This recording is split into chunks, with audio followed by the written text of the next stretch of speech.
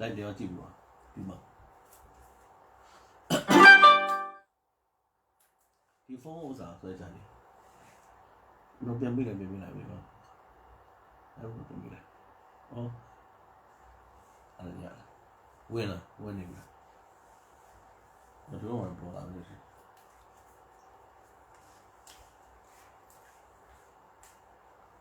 လိုက်နေရတယ်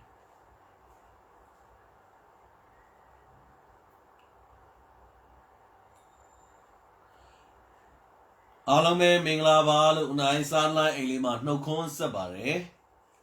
လေးပြေတငယ်ချင်းမင်္ဂလာပါခင်ယုံစုတဲ့မင်္ဂလာပါဝင်လာရင်ဦးနိုင် like and share လေးလုပ်ပေးပါမတွေ့ရတာကြာပြီအားလုံးလည်းလွမ်းပါတယ်ဒီညတော့နိုင်ကဂုံစိမ့်ရယ်ကြက်မာလာလေးရယ်ထမင်းလေးရယ်နဲ့စားမှာဖြစ်ပါတယ်အဲ့တော့အဓိကတော့ live မှာတက်လာခြင်းကတော့ဦးနိုင်စွမ်းပြည့်တဘာဝနေကြစီစစ်စစ်လေးအကြောင်းပြောချင်လို့ဖြစ်ပါတယ်နန်းနော်စွမ်းပြေတဘာဝနေကြစီစစ်စစ်အရသာလေးပြောချင်တယ်နော်အားကြောင့်မို့ပါ like and share လုပ်ပေးပါပြီးလို့ရှိရင်ဦးနိုင်ပြောတာလေးတွေမှတ်ထားပေးနော်ပြီးလို့ရှိရင်စီအဲ့ဒီပိတ်တာပုံးလေးတွေကိုကန်ဆယ်မဲ့ဖောက်ပေးမယ်ဖောက်ပေးပြီးတဲ့အခါမှာလည်းနော်ဦးနိုင်တို့ရန်ကုန်မြို့ရင်းမှာဆိုလို့ရှိရင်ရန်ကုန်မြို့ရင်းမှာပေါက်တဲ့နေရာဦးနိုင်တို့ပို့ကအခမဲ့နဲ့ပို့ပြီးမှဖြစ်ပါတယ်နော်အားလုံးကျေးဇူးတင်ပါတယ်အဲ့တော့နိုင်တို့နေကြစီလေးကိုစားသုံးမယ်ဆိုလို့ရှိရင်တော့နော်နေကြစီကတော့အားလုံးသိတဲ့အတိုင်းပဲကျန်းမာရေးအတွက်ကိုအထောက်အကူပြုတာအများကြီးဖြစ်ပါတယ်အဲ့တော့နှလုံးကျန်းမာရေးကိုကောင်းမွန်စေတယ်အရေးပြားကျန်းမာရေးကိုကောင်းမွန်စေတယ်အစစ်နာခြင်းကိုသက်သာစေတယ်ပန်းနာရင်ချက်နော်ယောဂကိုကာကွယ်ပေးတယ်ကင်ဆာယောဂကိုကာကွယ်ပေးတယ်ကိုယ်ခံအားစနစ်ကိုကောင်းမွန်စေတယ်သပင်ကျန်းမာရေးကိုလည်းသူကကောင်းမွန်စေတယ်နော်အစာချစ်ဖြတ်မှုကိုကောင်းမွန်စေတယ်ကိုယ်အလေးချိန်ကိုလျှော့ချတယ်စိတ်သက်သာခြင်းနဲ့ဆွေးရပူပန်ခြင်းမြောက်လည်းယုံနေစေတယ်အဓိကတော့ဗာလဲဆိုနေကြစီစားသုံးလို့ရှိရင်ဦးနိုင်တို့ကကိုလက်စထရောကျတယ်ပေါ့နော်အဲ့တော့ကိုလက်စထရောမတက်စေဘူးနေကြစီကဒါကြောင့်မို့ကျန်းမာရေးနဲ့ညီညွတ်တဲ့ထဲမှာတော့နေကြစီကလည်းတစ်ခုပါဝင်ဖြစ်ပါတယ်အဲ့တော့နေကြစီအိမ်မှာအသုံးပြုတဲ့လူချက်စားနေလူဆိုရင်နေကြစီသားကိုသိမှာဖြစ်ပါတယ်နော်သူကတဘာဝနေကြစီစစ်စစ်ဖြစ်ပါတယ်နော်ဒီမှာဒီလိုမျိုးအယောင်လေးကလည်းအယောင်နဲ့စားကျင်စပွဲအယောင်လေးနဲ့ပေါ့နော်ဒါနာမည်လေးကတော့စွမ်းပြည့်ဖြစ်ပါတယ်အဲ့တော့ဦးနိုင်ရဲ့ဒီနေကြစီလေးကိုပြောနေတဲ့အချိန်မှာပေါ့နော်တီတာမဲပေါက်ခြင်းနဲ့မဲပေါက်ပါစေညီမလေးနော်အဲ့တော့ဒီစွမ်းပြည့် page လေးကိုလည်းအပေါ်မှာဦးနိုင်တင်ထားပေးပါတယ်နော်ဒီ live ရဲ့အပေါ်မှာဆိုလို့ရှိရင်သူ့ရဲ့တို့သူဆန်နေလဲရတယ်အဓိကဆန်တဲ့စီပေါ့နော်ရပါတယ်အဲ့တော့အဲ့ဒါလေးကိုသူ့ရဲ့ဆက်သွယ်ရမယ့်ဖုန်းနံပါတ်ကိုပြီးတော့မှသူ့ရဲ့ page ရဲ့ link ကိုဒီ live ရဲ့အပေါ်မှာချပေးထားတယ်အဲ့ထက်မှဝင်ကြည့်ပြီးတော့မှသူ့လည်း like and follow လုပ်ပေးထားမှာဖြစ်ပါတယ်เนาะဒီစွမ်းပြည့်ရဲ့ page ကို like and follow လုပ်ပေးထားမယ်ဦးနိုင်ရဲ့အခုလွှင့်နေတဲ့ဒီ live ကိုလည်းဦးနိုင်တို့ like and share လေးလုပ်ပေးထားပါเนาะအဲ့တော့ share ပေါ်တဲ့လူတွေအဆင်ပြေပါချိုချိုတို့ share ပေါ်ပါတယ်မင်္ဂလာပါချိုချိုသာဟိုအန်ဒီချိုလားဒေါခင်ဝင်းကြီးမင်္ဂလာပါshare ထားတာဘာလို့မပေါ်တာညီမလေးဟိုဟာလေးသူက public နဲ့ share ရမယ်ဒီတိုင်းဆိုမပေါ်ဘူးเนาะအဲ့တော့ဒါကဒီညဦးနိုင်ကဒါလေးမပြောခင်မှာစားပြမယ့်အရာလေးကတော့ဒီမိတ်ဆက်ပေးပါမယ်ဒီလိုမျိုးလေးပါဒါလေးနဲ့ဖယ်လိုက်မယ်နော်စားပြမယ့်အရာလေးကတော့ဒီဘက်ကဆိုလို့ရှိရင်ဂုံးစိမ့်နော်ဂုံးစိမ့်ဟင်းနော်နောက်ဒီဘက်ကဆိုလို့ရှိရင်တော့ဒါကြက်မာလာဟင်းဖြစ်ပါတယ်အဲ့ဒါလေးကိုစားပြပါမယ်အားလုံးစားကြပါဦးနော်ဒီလေးမင်္ဂလာပါဒီနေ့တော်တော်လေးစားရမယ်နော်အဲ့တော့ဦးနိုင်ပြောမယ့်ဟာလေးတွေနည်းနည်းမှတ်ထားပေးပြီးတော့ဦးနိုင်မေးတဲ့အခါမှာအားလုံးဖြစ်နေမှာဖြစ်ပါတယ်เนาะအဲ့ဒါဘယ်တော့မှခက်ခဲကြီးမေးရလို့မဟုတ်ဘူးเนาะအဲ့နည်းနည်းဆွဲလိုက်မယ်เนาะဒါကုန်းစိဟင်းเนาะကုန်းစိအယိုးကလည်းပြပါအော်ဒီမှာ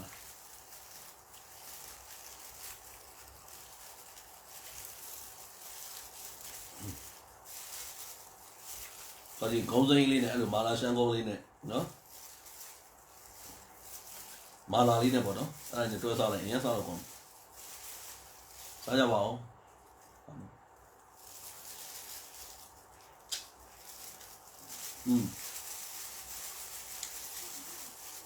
လုံးဝထိမိကူပဲ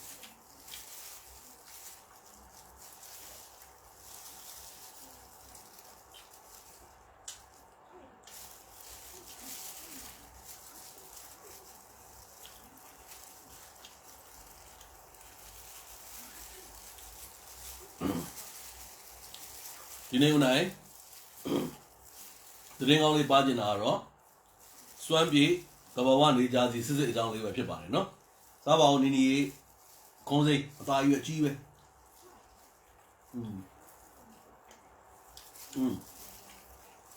နုပြီးနေပါပဲစောသားမြန်နာတိစားမယူညံ့ဝါစားမယ်နော်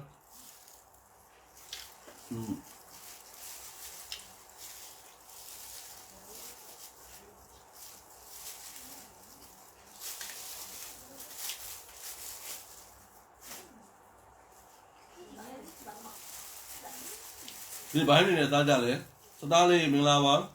ဒီသားမင်္ဂလာပါအေးဒီသားမင်္ဂလာပါညီမလေးစားပါအောင်မလားချောင်းကုန်းလေး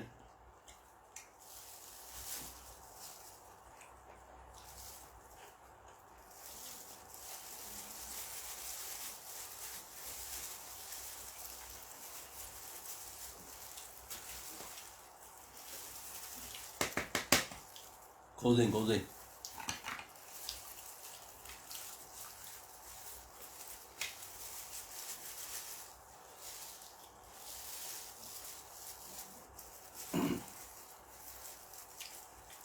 ွှေစင်ဝင်မပေါ်ဘူးဒီမှာလေးကမမိုးရေမပေါ်ဘူး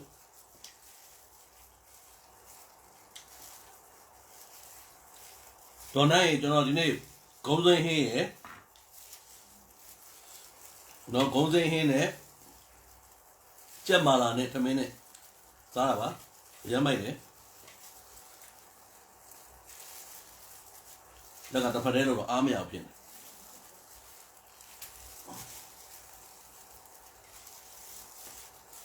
ဒါရီတော့များတယ်စားကြပါဦးဟော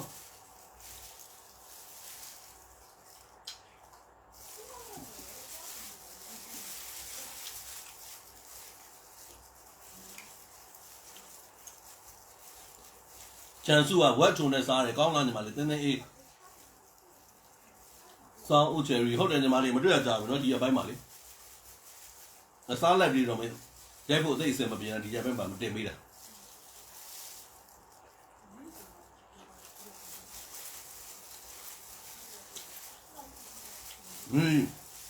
နီနီခေါင်းစိတ်ရတာလေဒီမှာလည်းခေါင်းစားဘူးတယ်မလားအဲ့လိုမျိုးလေးပဲပေါ့အသားလေးကဤနေနဲ့ခေါင်းရတာဘယ်လိုပြောရမလဲသူအနက်ကြီးပဲတီးတန့်ရှိနေတာလားဆိုတော့လည်းမဟုတ်ဘူးခေါင်းရတာလေးကချက်တဲ့ style ချက်တဲ့ပုံစံပေါ့နော်ချက်တဲ့အချိုးစားတဲ့ပုံအနက်ရတဲ့ပုံမူတည်ပြီးတော့ပြောင်းလဲသွားတာသူတီးတန့်ရှိတဲ့ရတာမျိုးတော့မဟုတ်ဘူး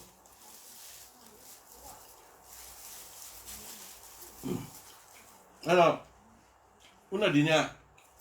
ပြောပေးတယ်ပြောမယ်ဒီထောင်ထားတဲ့ပလင်းတွေကနေဂျာစီတွေကဘာနာမည်လို့ထင်တယ်သူကပြောလိုက်တာမှတ်မိတယ်လားမသိ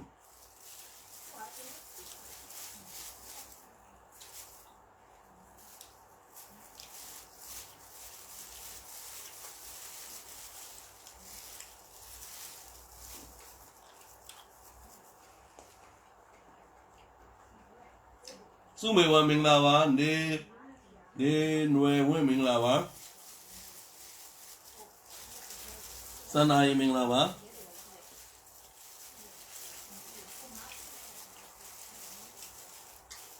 စွမ်းပြေတဲ့နီလင်းထက်ကျေးဇူးတင်ပါတယ်ညီလေးဟုတ်တယ်စွမ်းပြေဖြစ်ပါတယ်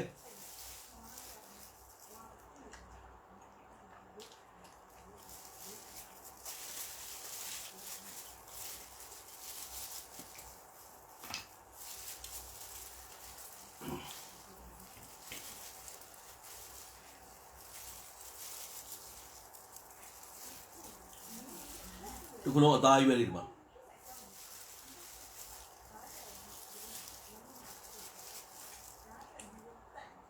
စွမ်းပြေနေစားစီဖြစ်ပါတယ်ဟုတ်တယ်နီနီရဲ့ကျေးဇူးတင်ပါတယ်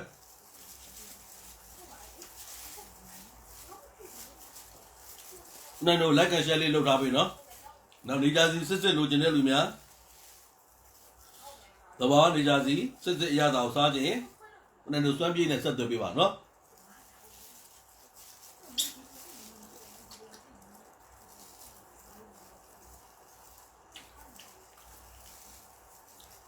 人生好点，你妈的，谁来包你妈就是面的妈的。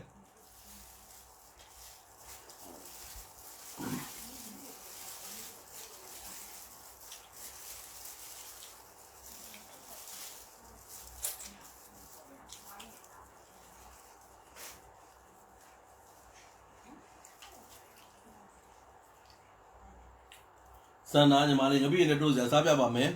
也没明了吧，没不明了吧，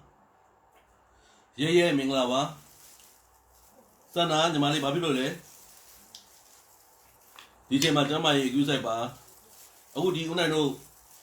ဖြစ်နေတဲ့ဒီစိတ်ပုံးလေးလာနေတဲ့ဒီ fourth wave ပေါ့နော်အဲ့ဒါခလေးတွေပို့ပြီးဥတီထားရင်နော်ကိုသားသမီးလေးတွေအိမ်မှာ queue ဆိုင်ပါနော်အပြင်မှာတွေမလိုလားပဲနဲ့မထွက်ပါနဲ့နော်အရင်ကြောက်ဖို့ကောင်းပါတယ်မြန်မာထုတ်မြန်မာလေးတင်းနေဟိုနေပေးရနေပြီးတော့မြို့မှာစီမှာရှိတယ်အကုန်လုံးသွားဒီဦးနိုင်တို့ရန်ကုန်မှာလည်းကိုယ်စားလှယ်တွေရှိတယ်ဖြတ်မိပါတယ်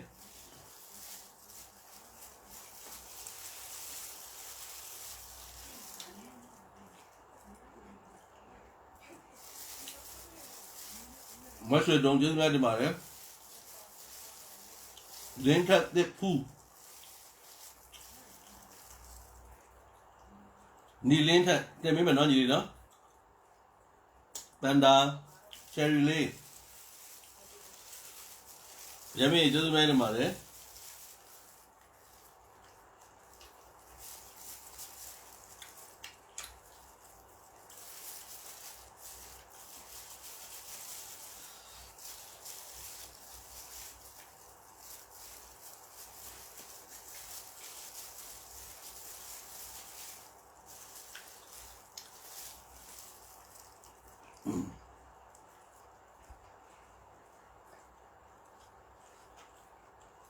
မပေါ်မရွှေတုံးရင်မပေါ်ဘူးညီလင်းတက်ကပေါ်တယ်ညီမလေးကပေါ်တယ်ညီလေးနဲ့ညီမလေးပါ sorry ညီမလေးကပေါ်တယ်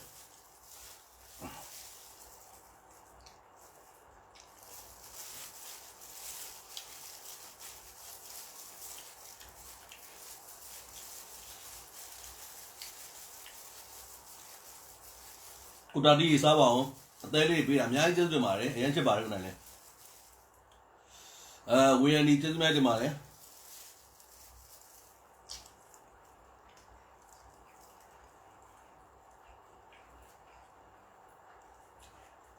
နန္ဒဒေဝီလားနာမည်ပေါ်ခိုင်းတာဒါ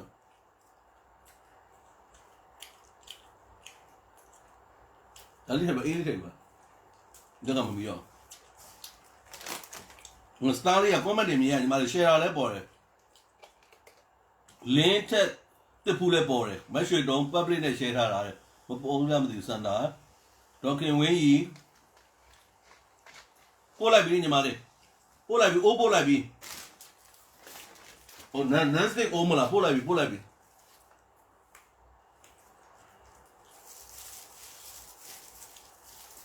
အေးရကောင်ကနေပြီတော့တယ်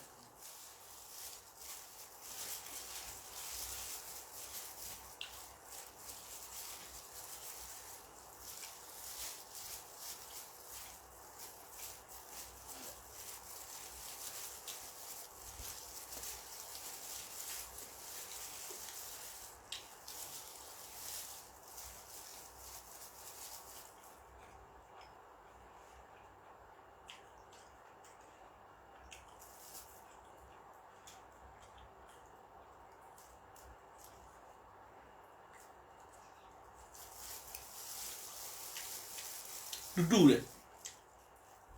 ဂန်းတော်အပေါ့ဂန်းတော်လားမန်မဟုတ်ပေါ်လာတဲ့မန်ပေါ်တယ်ရှဲမပေါ်ညီမလေးကရမေဝမ်းသာပါတယ်ညီလေးကျေးဇူးတင်ပါတယ်ညီလေးလည်းကျမ်းမာပျော်ရွှင်ပါစေစားကောင်းပါစေဂန်းတော်ကမပေါ်ဘူးနော်ဂျူလီယာမွန်းကပေါ်တယ်ညီမလေးရှဲရပေါ်တယ်ကျေးဇူးပါအပြုံးလားဟာဒီနေ့ဦးနိုင်ဂုံးစိမ်းရဲ့နော်ကြက်သားမာလာရင်းနဲ့စားတော့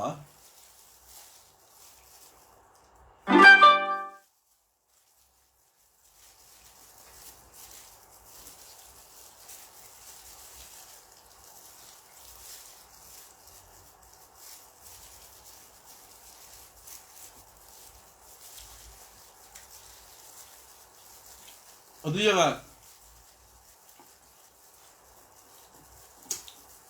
간소 둘이 어디 제가 얼마 봐야 돼?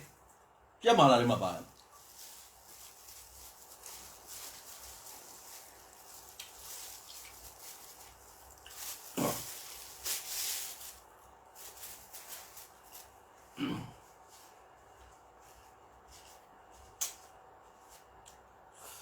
Double. Cheers. Mấy chuyện đó mà lúc mà bỏ là gì? Ê nói nhưng mà liền bỏ.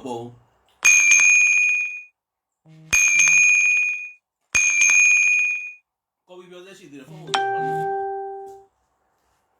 Rồi đấy. Không còn mà.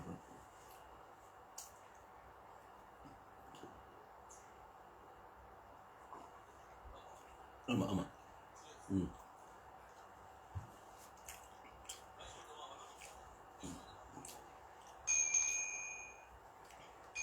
တင်ပေးမယ်စက်သားမာလာချန်နီတင်ပေးမယ်နော်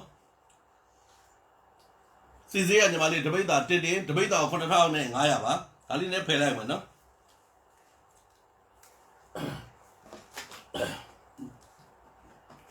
ခုနကသူရှိမှာဆိုရင်ဒီစွမ်းပြည့်သဘာဝနေကြစီနော်စစ်ကဦးနန်းတို့ရန်ကုန်မှာအခုရနေပြီအရင်တော့ဒီ page ကညီမလေးကပြောတာသူ့ရဲ့သူ့ရဲ့ပိုင်ရှင်ပြောတာပေါ့နော်ဒီရဲ့နေကြစီကိုအသုံးပြုကျင်တယ်ဆိုလို့ရှိရင်ဟိုနိုင်တို့နေပြည်တော်ကနေတစ်စက်သူတို့မှာယူကြတယ်နော်အခုတော့သူကဒီဘက်မှာကိုယ်စလေလေးရှိတဲ့ခါမှာဒီကနေပြီးတော့လွယ်လွယ်ကူကူနဲ့တဲ့အခုဆိုဝယ်ယူနိုင်ပြီအသေးလေးပေးတာကျေးဇူးများတင်ပါတယ်အသေးလေးဦးဒီတောက်လျှောက်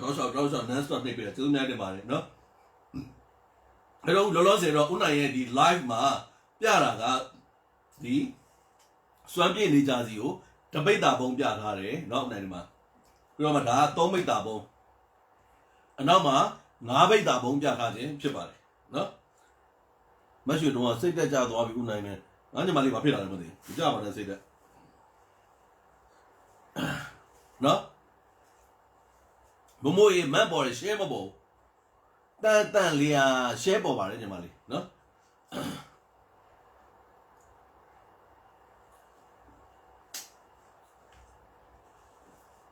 အဲ့တော့အခုဒီမှာ share ပေါ်တာမှန်ပေါ်တာတဲ့ကိုဦးနိုင်တို့ခံတော့ပေါ်သွားပြီ share ပေါ်သွားပြီနော်မိမိကိုလည်းပေါ်တယ်အဲ့တော့ညီမလေးရောအခုဒီကြည့်ပေးနေတဲ့ဦးနိုင်ရဲ့ချစ်ရတော့အစားလိုက်ရဦးနိုင်ရဲ့ချစ်ရဆုံးတွေပေါ့နော်အခုဒီအပေါ်မှာတင်ပေးထားတဲ့ live ရဲ့အပေါ်မှာတင်ပေးထားတဲ့ဒီစွမ်းပြည့်ရဲ့ page လေးကိုနော် link လေးကိုလည်း like and follow သွားလုပ်ပေးပါနော် like and follow လုပ်ပေးပါပြီးလို့ရှိရင်ဦးနိုင်ဦးပြနေတဲ့ဒီ live မှာလည်း like and follow လေးလုပ်ပေးတာပါဟာအသေးနှိပ်တယ်အရန်ချစ်ပါတယ်အရန်ချစ်ပါတယ်နော်အဲ့တော့ဒီမှာအဲ့တော့ဘာပြောချင်လဲဆိုလို့ရှိရင်နော်သူ့ရှိမှာရရှိနိုင်တဲ့ဥဒလောစေသူ့မှာ2မျိုးရှိပါတယ်နော်စံလဲရတယ်နော်ဒီမှာစီလဲရတယ်စံဆိုရင်စံသားလဲကောင်းအောင်မယ်တဲ့သူ focus နောက်ပြီးတော့မှအစီအိမ်နဲပြီးတော့မှကျန်းမာရေးနဲ့ညီညွတ်တဲ့ cholesterol မတက်တဲ့ carbohydrate တွေအရန်မများတဲ့စံလဲရှိတယ်ဒါပေမဲ့ဥနိုင်ပို့ပြီးမှလို့ပြောထားတယ်စံတော့ဦးဒီနေ့တော့ပါမလာသေးဘူးနော်အခုလောလောဆယ်ရှိတာကတော့စွမ်းပြည့်တဲ့စိတ်နော်ဒီမှာအနီးကပ်လေးပြပေးပါမယ်နော်နေကြစီနော်တဘာဝနေကြစီစစ်ဖြစ်ပါတယ်နော်နောက်သူတို့ဒီကကလေးမျိုးမှာပဲစိုက်ပြီးတော့ကလေးမျိုးမှာပဲကျိတ်ပြီးတော့မှသူတို့တင်သွင်းခြင်းဖြစ်ပါတယ်နော်တပိတ်တာဟုတ်နိုင်တော့9500ကျပ်ဖြစ်ပါတယ်နော်တပိတ်တာဟုတ်9500ကျပ်ဖြစ်ပါတယ်အဲ့တော့ကလာလေးဒီမှာဖုန်းလေးမှာကြည့်လိုက်မယ်တစ်ချက်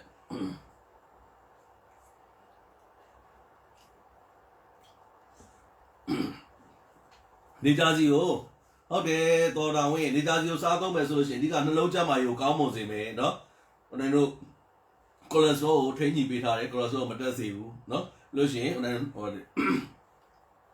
ကန်ဆာယောဂပန်းနာရေကအဆင့်မြင့်ယောဂအရေးပြားကျန်းမာရေးနော်အဲ့ဒါတွေကိုအထောက်အကူပေးပါတယ်နော်အဲ့ဒါတွေကာကွယ်ပေးပါတယ်အဲ့တော့မရေးထားကွာဖုန်းပေးမဟုတ်ဒီမှာလေ DC ဘူးဖောက်မယ်လေဒီတပိတ်တာပုံဖောက်ပေးမယ်နော်ဒီပိတ်တာပုံဖောက်မယ်အဲ့တော့မဲမဖောက်ခင်မှာဒီဦးနိုင်ဦးပြောပေးနေတဲ့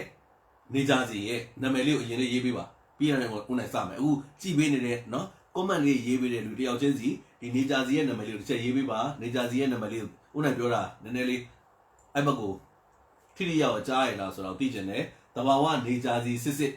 ရဲ့ဒီနာမည်လေးကဘာဖြစ်မလဲဆိုတာပို့ပေးပါတယ်ညီမလေးအေးမာကြီးပို့ပေးတယ်လက်စုပုံရှင်းတာပေါ်တယ်ကျေးဇူးများတင်ပါတယ်ညီမလေးပို့ပေးပါတယ်နေရာအကုန်လုံးပို့9ဘိတ်သားဆိုလို့ရှိရင် delivery free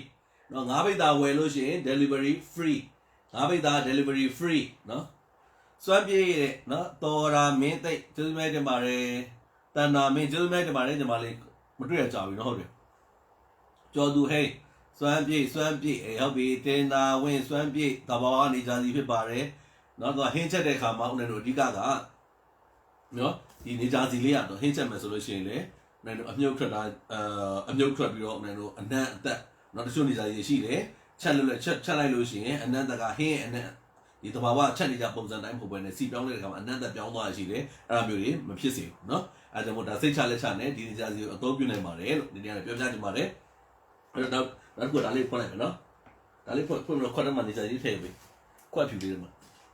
ခွက်ပြဒီမှာရှိလားမရှိနောက်ကလေနော်ခွက်အလုံးဖြူလေးမှာထည့်ပါမမွေးစိမ်းမိုင်းတင်ပါတယ်ချန်စုရေကျေးဇူးများတင်ပါတယ်ကင်မလာညီမလေးကျေးဇူးများတင်ပါတယ်ဂျူလီယာမွန်ကျေးဇူးများတင်ပါတယ်အဲ့တော့ဒါလေးပြီးပြီဆိုလို့ရှိရင်ဒီဥစ္စာပဲဖောက်ဖို့တော့ကိုစင်အားစပါမယ်နော်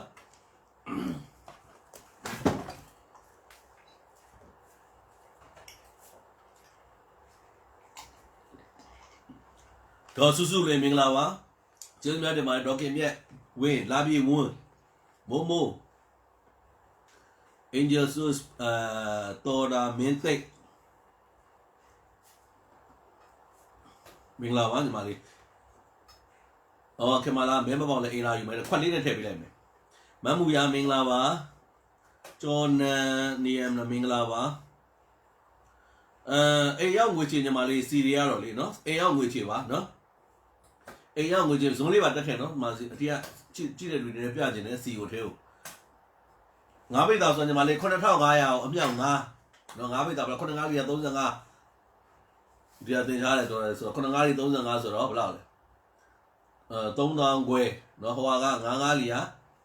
25 3000နဲ့9500ပေါ့ဟုတ်တယ်မလားဘာတောင်းနေရလဲတဲ့ဟိုကချင်းတို့လာကြီးလေးရလဲ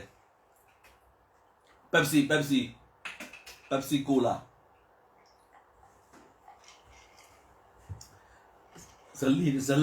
ဇလန်နီလာကျေးဇူးတင်ပါတယ်ဝါလေး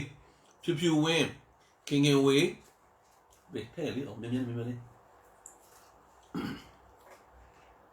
အာဘေးအရန်ကောင်းနေစွမ်းပြည့်နေကြစီတော်တာမင်းသိရသုံးဘူးလားညီမလေး share ပေါ်တယ်စွမ်းပြည့်တဘာဝနေကြစီအရန်ကောင်းပါတယ်တဲ့သုံးဘူးလားညီမလေးနော်သုံးဘူးတဲ့လူတွေအခုရန်ကုန်မှာဆိုရင်တော်တော်များများအသုံးပြုကြတယ်ဒီမှာဒီမျိုးလေးဖြစ်ပါတယ်အဲ့ဒါနော်အကြောင်းလေး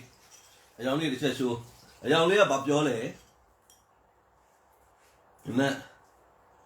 နော်တချို့တွေဒီနေကြစီတို့ပါဆိုတဘာဝနော်အနမ်းမဟုတ်နဲ့ရန်ဆူးရှာပြီးတော့ညီပဲစီပဲဖြစ်နေကြစီပဲဖြစ်မှုန်းနေရင်သူကကမ်မီကယ်လူတော့သိထိခိုက်တာတော့မဟုတ်ဘူးဒါပေမဲ့အဲ့လိုအနံလေးထည့်တာလည်းရှိတယ်နော်ညီပဲစီဒါကတော့ဆူးရှာမလို့တဘာဝအရသာနေကြစီပါလေးပါတယ်သုံးမှုတယ်တဲ့နေပြည်တော်ကပါနေပြည်တော်ဆိုညီမလေးနီးတာပေါ့နော်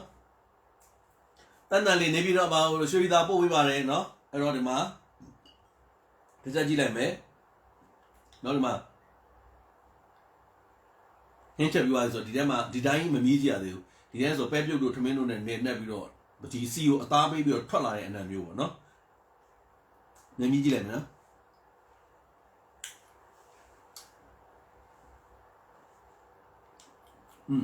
ဘာဒီလိုမျိုးလေးကိုတောက်လိုက်တော့မှာပဲ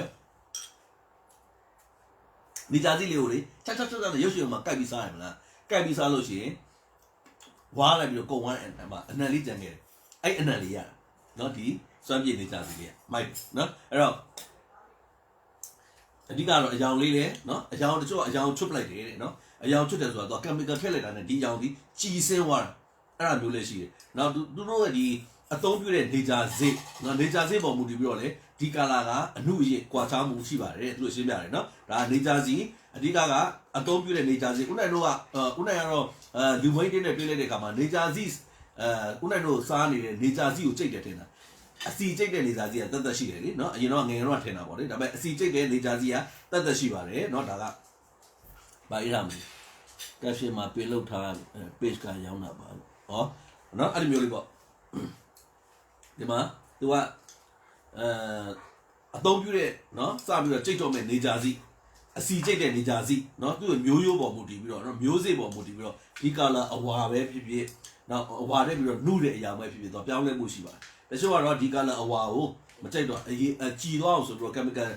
အဆက်လေးတစ်စက်နှစ်စက်ထည့်လိုက်ဒါကြည်သွားတာရှိတယ်နော်ဒါပေမဲ့အနံ့ကိုပုံမွေးကျင်တယ်ဆိုလို့ရှိရင်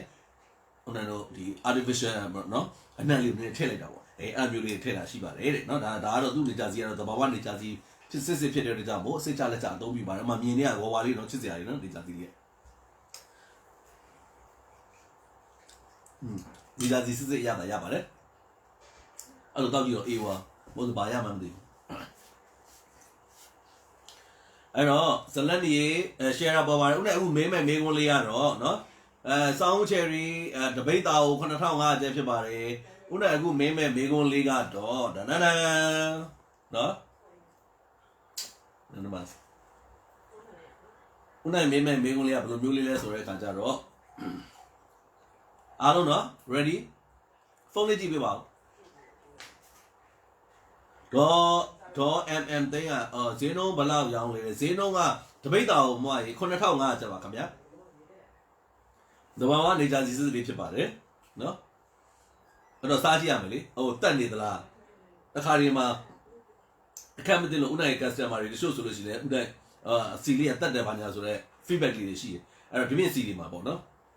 အဲ့တော့ဒါလေးကိုစားကြည့်ရတာတောက်ကြည့်ရအဲ့တော့သူ့ရဲ့တဘာဝဒီတိုင်းတောက်လိုက်တာတော့အရှင်းဆုံးပဲသူ့ရဲ့သဘာဝအရာတာဘလို့ရှိလဲအနံ့ဘလို့ရှိလဲနော်တက်တီဖြစ်နေလားအနံ့ဆိုးဖြစ်နေလားအောက်ကကြည့်မယ်နော်အဲ့တော့ဦးနိုင်မေးမယ်မေးခွန်းလေးကဒီမှာလာကြည့်ပေးလေဖုန်းမှာ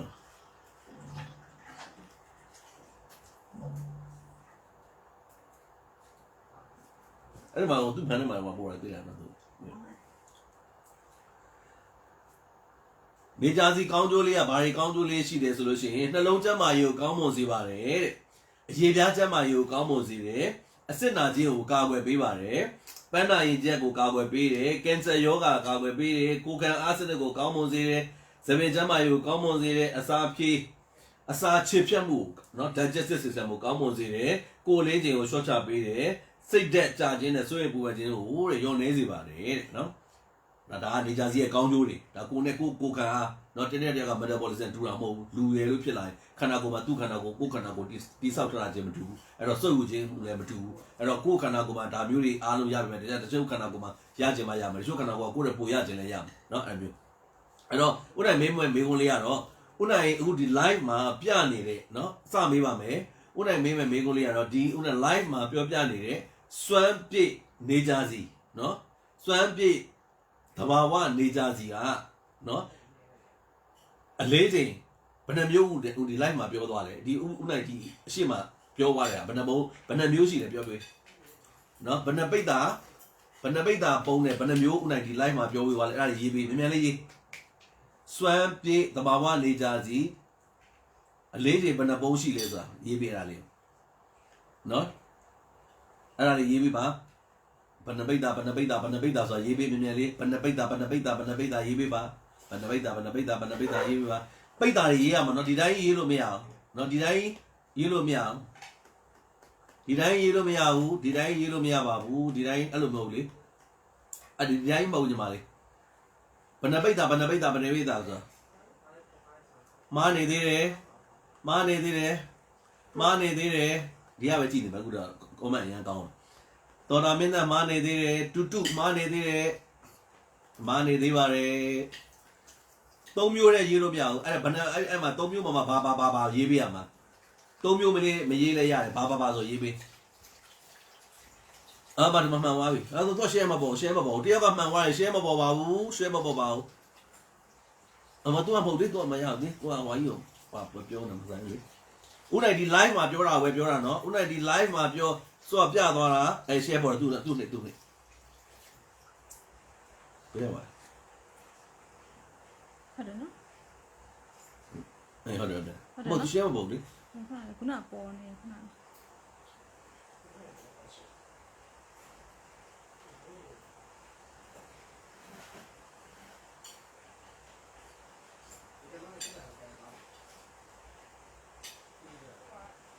ခမန်းထပ်တော့လို့ဒီလားဟုတ်ဒီလား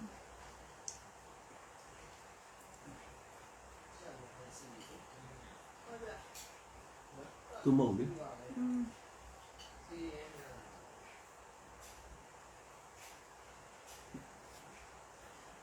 အဲ့ပေါ်မှာဒီနားမှာသူ့ရဲ့အောက်မှာဒီ ပြည့်လေးကြည့် ဟုတ် ပြန်ဆဆမဟုတ်သေးမားနေသေးတယ်ခဏနေမမှန်တဲ့လူကတယောက်က share ပေါ်သွားတယ်တစ်ချက်ပြန်ကြည့်ပြီးနေတယ်ခဏလေးဘုမကောမလည်းဖမ်းနေတတ်သွားတယ်မဟုတ်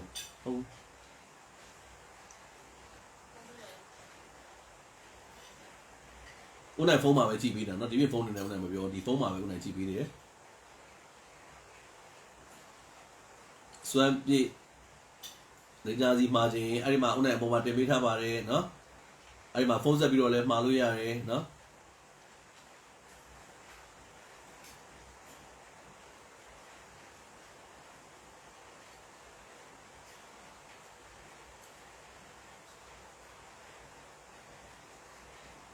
โอ้အဲ့ဘာရမလို့လဲအဲ့အပေါ်အဘူး ချက်နေနေ မအဲ့ပေါ်မှာရှိတယ် ဒီပေါ်လေးလားဒါလား မဟုတ်ဘူးဆက်တော့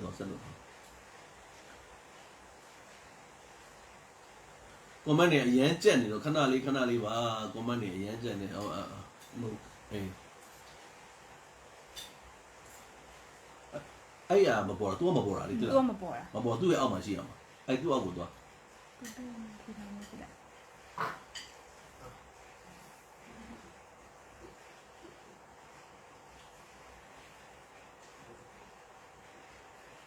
အဲ့ဆိုရင်နာမည်အောက်ကိုကြည့်လိုက်ပါအဲ့သူ့လား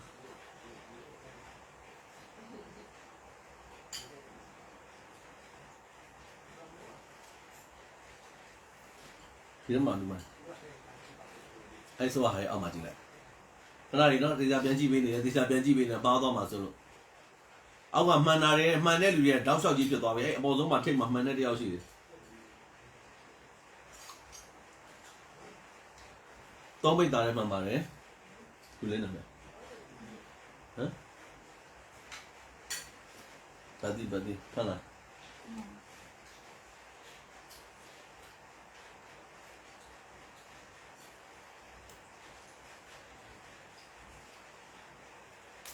အဲ့မှာတော့မမြင်ရဘူး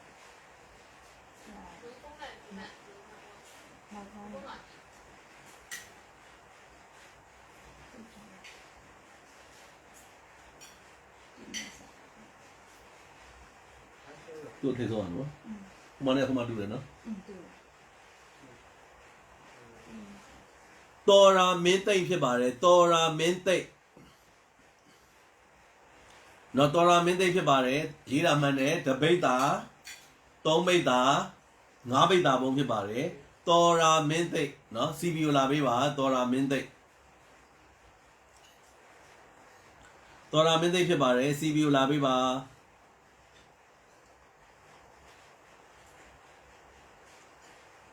နော်တော်ရာမင်းသိမ့်ဖြစ်ပါတယ် CPU လာပေးပါ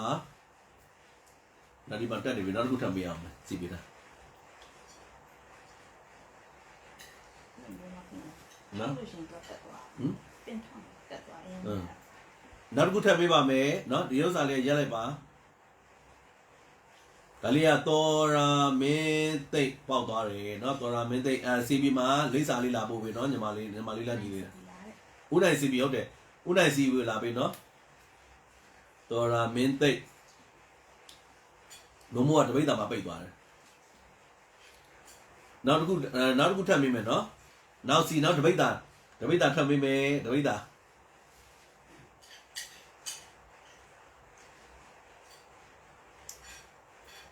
ဦးနိုင်ဒီစီကိုဒီနေချာစီကိုเนาะဒီ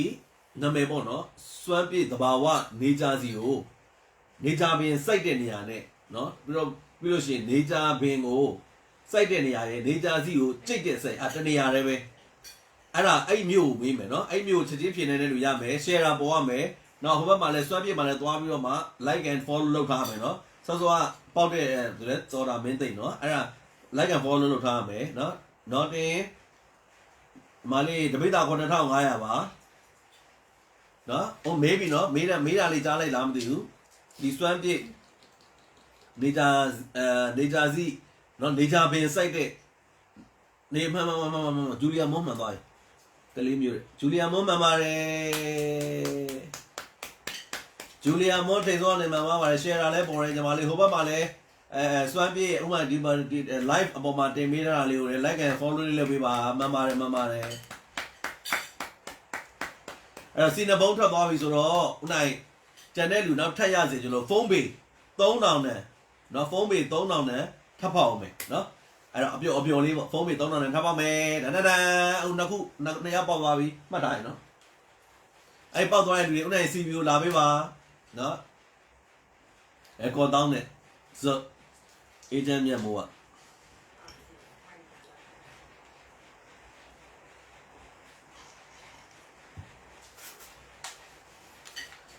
နော်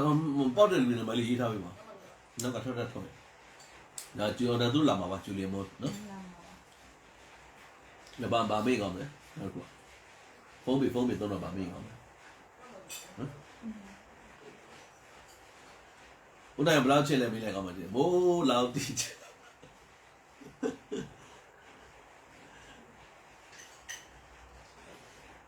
တနန်းနဲ့မမူရတနန်းနဲ့မလုံးနေတယ်ဘာမအောင်လဲမအောင်မမူရဟေးမမူရကျွန်တော်တို့ပြစ်ထားတယ်နော်မမူရကျွန်တော်တို့ပြစ်ထားတယ်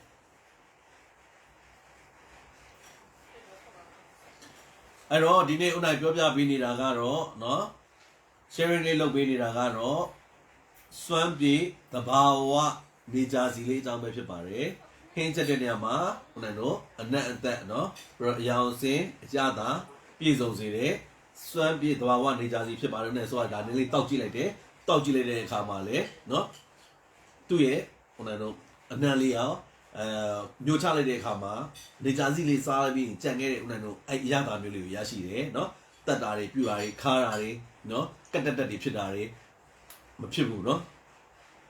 မာမယ်ကြည့်နေတာပါအရန်ကြတယ်မမှုရအရန်ကြတယ်နော်ကိုရီးယားဇလန်တွေကြည့်နေတယ်လို့ပဲ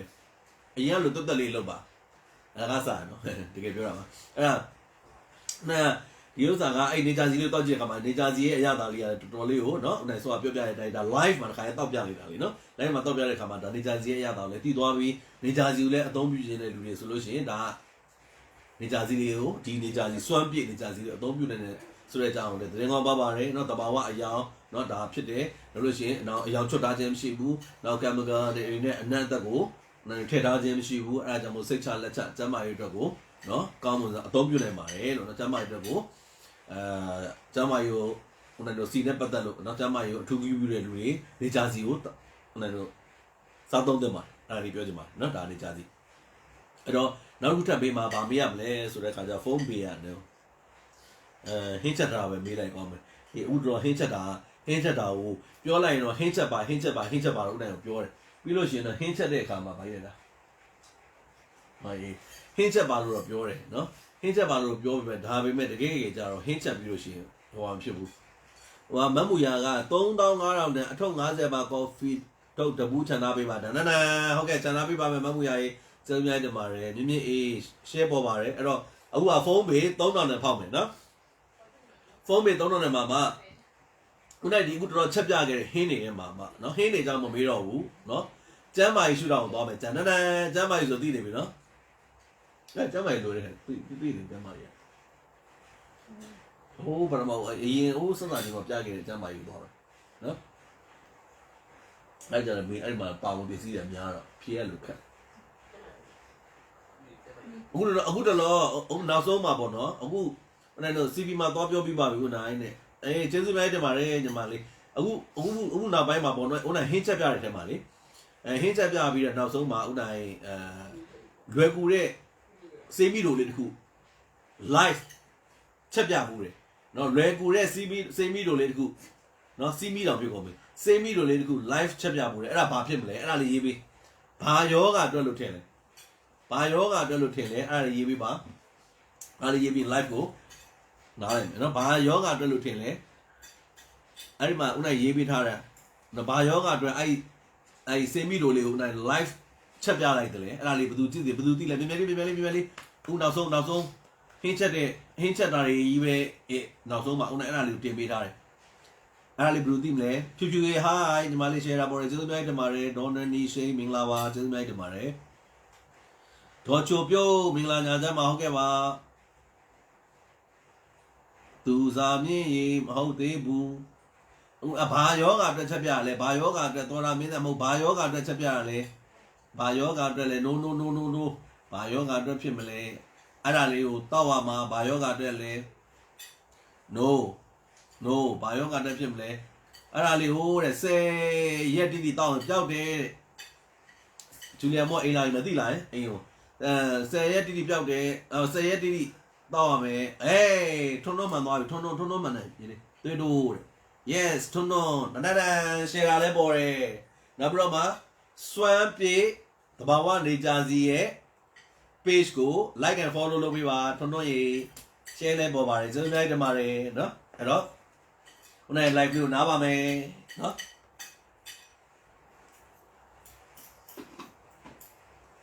အဲ့တော့နောက်ပြီးလို့ရှိရင်ထွန်းကိုလည်းဖုန်းပေးပို့ပေးမယ်ထွန်းရဲ့ဖုန်းနံပါတ်လေးဦးနိုင်ရဲ့ page ကိုလာပို့ပေးပါနော်ထွန်းရဲ့ဖုန်းနံပါတ်လေး page ကိုပို့ပေးဦးနိုင်အဲ့ဒါလေးကိုပြန်ပို့ပေးပါမယ်နော်ဒီညဦးနိုင် live မှာပြောသွားတာကတော့စွမ်းပြေတဘာဝနေကြစီစစ်အကြောင်းလေးကိုပြောသွားခြင်းဖြစ်ပါတယ်နော်နေကြစီကိုအသုံးပြုခြင်းသူများနေကြစီကြိုက်နှစ်သက်သူများစွမ်းပြေတဘာဝနေကြစီကိုရန်ကုန်မှာလည်းရနေပြီအရင်တော့နေပြည်တော်မှာဆိုရင်နေပြည်တော်တဝက်ဟောနောက်နေပြည်တော်နဲ့အခြားနီးစပ်တဲ့မြို့တွေရောစွမ်းပြေကိုအားပေးနေပြည်သက်တွေအခိုင်အမာရှိပါတယ်အခုကတော့ရန်ကုန်နဲ့မှားတဲ့လူတွေအတွက်ကိုအဆင်ပြေအောင်ရန်ကုန်မှာလည်းမှာယူမှုရရှိတဲ့နေရာတက်ရှိပါတယ်အဲ့တော့ဦးနိုင်တို့ဒီမှာတင်ပေးထားတဲ့live ရဲ့အပေါ်မှာတင်ပေးတဲ့ဖုန်းနံပါတ်လေးကို hello လိုက်ပါ hello ပြီးတော့လည်းမေးမြန်းလို့ရပါတယ်တပိတ်တာကို9500ကျပ်နဲ့เนาะတပိတ်တာဘုံရှိမယ်3ပိတ်တာဘုံရှိမယ်5ပိတ်တာဘုံရှိမယ်10ပိတ်တာဘုံရှိမယ်5ပိတ်တာဘုံနဲ့တစ်ထက်ကိုမှာယူသူကတော့ delivery free နဲ့ပို့ပေးမှာဖြစ်ပါတယ်နောက်စံနဲ့ပတ်သက်လို့လည်းသူ့ရှိမှာ